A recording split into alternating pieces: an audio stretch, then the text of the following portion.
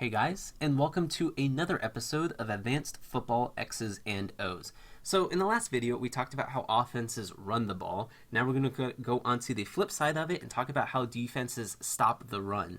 So the first thing we're going to talk about is how do defenses line up. And the first thing we're going to do is we're going to look at a 4-3 defense. So to understand this, we need to pull up technique numbers. And what these are is that these are how defensive linemen and often linebackers, how they line up to a defense. They don't just have some arbitrary, like, your heads up with the guard. Normally, they will talk in numbers. So here, heads up with a center, you'd be a 0 technique. If you're heads up with the guard, you'd be a 2 technique. If you're an outside shade on the center, you'd be a 1. If you're outside shade on the guard, you'd be a 3. That is how it is referred to. So if we talk about a 4-3 defense, the first thing that should pop into your mind is that we have a 1 technique nose tackle and that we have a 3 technique defensive tackle. So if we draw this up, our 1 technique will be outside shade on the center, and our 3 technique tackle will be outside shade on the guard. And the reason that we refer to these players separately is because they are two very different body types. Our nose tackle, we want to be this big, beefy dude, because naturally, by alignment, he's often going to get double teamed on these runs between a center and a guard. He oftentimes demands 2 guys to give him attention, whereas our 3 technique, it's a little different. It's a bit harder to double team him. It's not impossible. You can do it out of certain alignments and stuff, but generally, your 3 technique is going to be this shiftier, like, quick twitch guy, like a Gerald McCoy and Ndamukong Suh. They're these really high-paid guys that just are their job is to wreck defensive lines. So that is the difference between the two of them. So if we think 4-3, instantly we know 1 technique nose tackle, 3 technique defensive tackle. And then from here, our ends can be aligned a little differently. This is normally referred to as an underfront or an overfront. There's a few different ways of doing this. We're going to look at an underfront. Don't get too concerned with under, over, and stuff like that. It's a bit more advanced. It doesn't really change around too much. But normally we're going to have a 5 technique end to one side, and then to the other side, and in underfront we're also going to have a 5 technique end. But because we're outflanked on a defense here, because this tight end is outside of our end, we're going to walk down one of our 4-3 linebackers. One of the 3 linebackers, almost always our Sam, will be walked down into a 7 technique, and our 2 remaining linebackers will line up somewhere around heads up with the guard. So this is a 4-3 defense. So if we put away the techniques, normally with a 4-3 defense, it doesn't have to be this way. Normally we talk about one gap responsibilities against the run. So if we kind of think about gaps, what do we need to stop as a defense when the offense runs the ball? Well, it's the space between the linemen, right? That's where the running back can go, right? He can choose here, he can choose here. Like, we need to control the holes. So if we talk about the holes themselves, the gaps, we leather them. So if you pull up the leathers, they're really simple. Inside out, you have your A between the center and guard. You have your B between between guard tackle. Outside your tackle is the C, and then outside of the tight end would be a D. Really straightforward, but this is how the defense views things. Just like we number our techniques on offensive linemen, we leather our gaps between offensive linemen. It's really key because it just helps communication that much faster. When we say front side B gap, we know exactly where we're talking about. So if we think about it this way, as a defense, we just need to fill all these gaps. If we fill all the A's, the B's, the C's, and the D, theoretically, we stop the run. So if we go back to our 4-3 alignment, let's say we one gap this. This isn't a perfect draw up of how we would defend a run, but say we were running to the offense was running to the right. Our defensive linemen, what if we just filled all the gaps in front of us along with our linebackers, right? Theoretically, if we kind of ignore the fullback here, we have all the gaps filled. Now, this isn't exactly how we might fill the gaps against the run, but it's okay to view it this way. And as one gapping, we just want to be as fast and get as much penetration as possible. We're not really concerned too much about controlling offensive linemen. We're just shooting gaps, trying to get in there, trying to get penetration, and get the stop behind the line of scrimmage if we can. That is one gapping philosophy. But something weird happens here, right? What happens when we introduce the fullback into the play? Things kind of change, right? So we said this was our A gap. But what happens if the fullback comes up and blocks inside the A gap?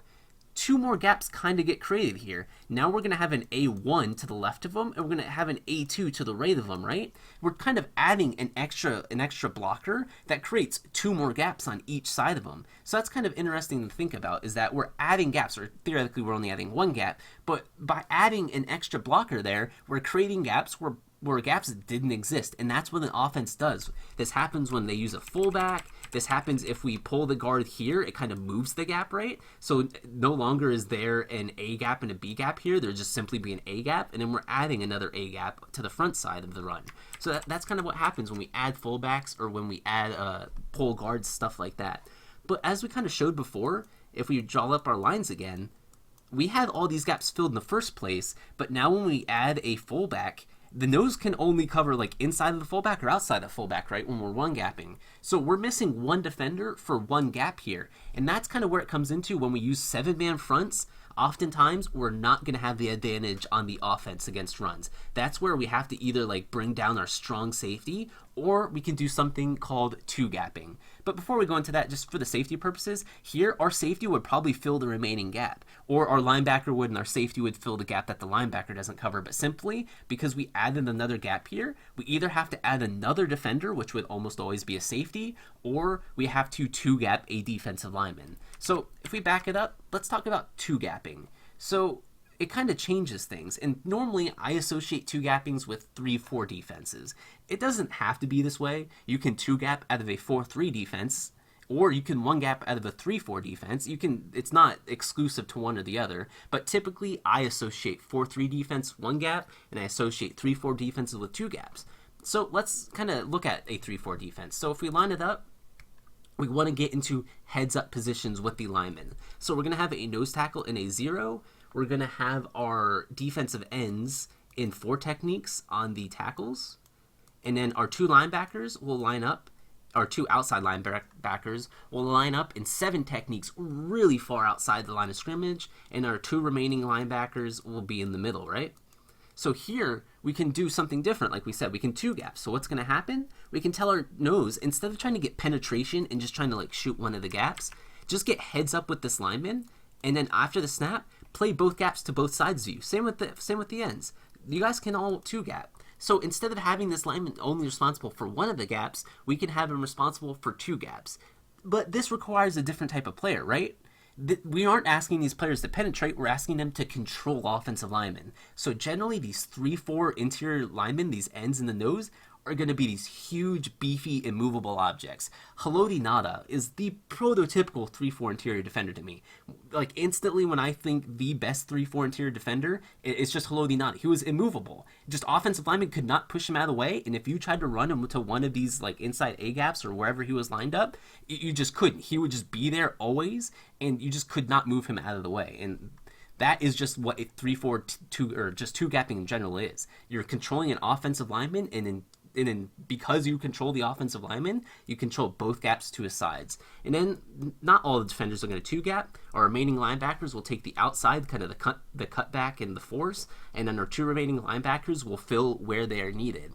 So here, instead of having an issue where the fullback adds another gap and we don't have enough players responsible for it, it's kind of solved here. To an extent, it's solved, but that's kind of what you would have to do. And if we go back to the 4-3, if we don't want to bring down a safety here, we would probably have to have maybe this nose, or back up, this nose take both the A gaps, and then maybe this linebacker fills where the fullback goes. We have to have some type of adjustment here if we're not bringing down an extra defender, or they might just get the running back through like an unplugged gap, and it just goes for a lot of yards. And that's kind of what happens, is that as a defense, to stop the run, we're really just concerned we need to plug every gap that gets created, whether it gets created naturally by the offensive lineman being here, or if it gets created by a fullback coming in, or what if the offense kind of moves down a wide receiver and blocks there too. That's another gap that gets created. Naturally, the corner should be coming out and filling outside of it, but that is kind of what we have to do as a defense. We have to have an answer for everything. Then what happens if the offense pulls the guard, right? Like what happens if they pull a guard here? Let me draw that up. That moves the gap. We have to have an answer as the defense for that. If they bring up a fullback, we have to have an answer. And that this is kind of where, when defenses don't have answers, they get shredded. And that's something the 49ers did really well under Jim Harbaugh, in my opinion. They'd often bring down not just like 2 tight ends. They would bring on a tight end and then 2 extra offensive linemen. They knew that these extra, like right here, they would bring down an extra tackle here, an extra tackle here, then they'd have like a normal tight end on the outside. They had no intention, if they did play actionists, to throw to either of these extra offensive linemen they brought in. It just added so many gaps to the line of scrimmage. So we would have our A, we'd have our B, our C, our D, and then we get an E. And then it would be like that to the other side of the line of scrimmage too. And it's really hard as a defense to know, okay, crap, I'm a defensive tackle. I have this gap, or my linebacker has that gap, my outside end has that gap, and it really muddies things up when you add all these extra offensive linemen, and it gets even more crazy when some of these guys start to pull. They would sometimes pull two of these offensive linemen, and then that just really shifts gaps everywhere, and it's really hard as a defense to stay disciplined and to understand whose responsibility is what. And that's where like the separation between good run defenses and bad run defenses is that a good run defense, they're always going to know who's responsible for one gap, and you don't have guys getting too anxious and jumping out of their responsibility. You guys are very disciplined. Bad run defenses, oftentimes there's confusion. Two defenders are filling one gap and one gap goes undefended. That's often what happens. And then kind of the second trademark to me of a good run defense is that people get off of blocks. So that if we brought back up a 4-3 and kind of removed all that trash, we got to go all the way back. Sorry about that. If we bring it back up to 4-3, kind of the key would be that if this linebacker did get grabbed by this guard right here, and that he could get off that block and still try and fill a gap. And that's kind of the other key of being a good run defense, is that you fill all your gaps, everyone's responsible for a gap, nothing's undefended, and that people get off their blocks and they get onto the running back. Those are the two keys. We could get more advanced with this, and we will as we go forward. We'll talk about some of the unique things with stopping inside zone or power and stuff like that, but this is the basics of it. Everyone's responsible for a gap, and based on our alignment, it kind of gives away what gap we're going to control. There's some more advanced stuff that we'll get into. You can slant, like on this 4-3 if we wanted to. We could slant all of our guys like left, and they'd all jump to the gaps to their left, and our linebackers might kind of fill the empty. But there's a lot of crazy stuff here we can do. We can slant, or we could stunt, where our end jumps out and our Sam jumps in. We can do a lot of crazy things, but generally the very basics is everyone needs to be assigned to a gap. If we're one gapping, everyone's taking one gap. For two gapping, our two gappers have to control their offensive linemen appropriately. If they don't, things are going to get a little wacky, and then we just fill off of there. That got a little muddy there, but this is the basics of run defense. So that got a little confusing. We'll break it down a little bit further. We'll get a lot more specific as we go through it, but these are the basics, and I hope you guys learned something. I'll see you guys in the next video.